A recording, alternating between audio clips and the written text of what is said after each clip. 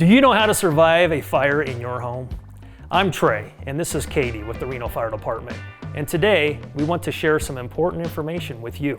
To survive, you need to know the basics of fire behavior. A fire needs three things to exist: fuel, heat, and oxygen. The best way to prevent fire is to keep the fuel side of the triangle away from the heat side. The easiest way to survive a fire is to prevent it from happening in the first place. Today we'll show you some ways to prevent fires from happening, and if they do start, how to evacuate safely. Cooking is the main cause of home fires and fire injuries, and you can prevent them. Here's how. First, stand by your pan. If you leave the kitchen, turn the burner off. Then, watch what you're cooking. Fires start when the heat is too high. If you see any smoke or the grease start to boil, turn the burner off. Another thing to keep in mind is to turn pot handles toward the back of the stove. Then no one can bump them or pull them.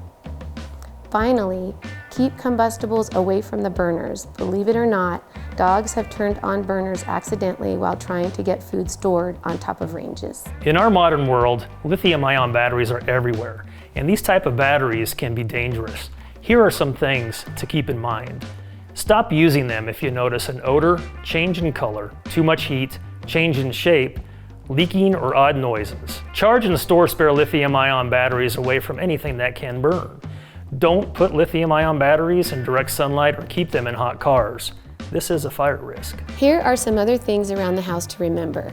Keep anything that can burn at least 3 feet from the furnace, oil burner, wood stoves, water heaters, and other heat generating equipment. When it comes to cooking appliances, space heaters, washers and dryers, they should be plugged directly into wall outlets. Clean lint filters every time you use the dryer, and never leave a burning candle alone. Looking at the triangle again, the third component is oxygen. Fire needs oxygen to survive. Progression of fire can be slowed by compartmentalizing your home. The easiest way to do this is to keep room doors and windows closed. The garage typically houses many potential ignition sources and heavy fuel loads. So make sure the man door between the garage and living space is a solid core door with a fire rating of no less than 20 minutes. Any alterations to this door, including pet door installs, will allow a fire that starts in the garage to quickly progress into the living space. Many home fires can start outside and spread into your home, so don't store garbage or combustibles under windows or next to doors. Remove vegetation that is against your exterior walls, especially if it is dead and dying.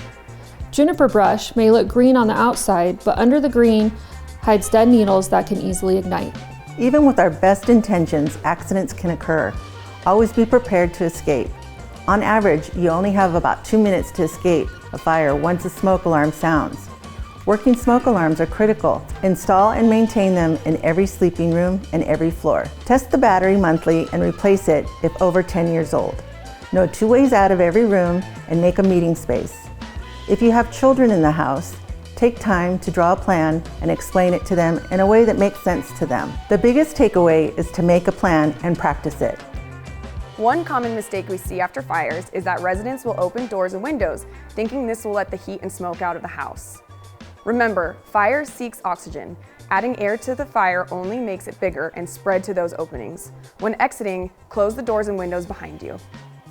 For more information on fire survival, please visit our website at reno.gov. Thank you, and be safe.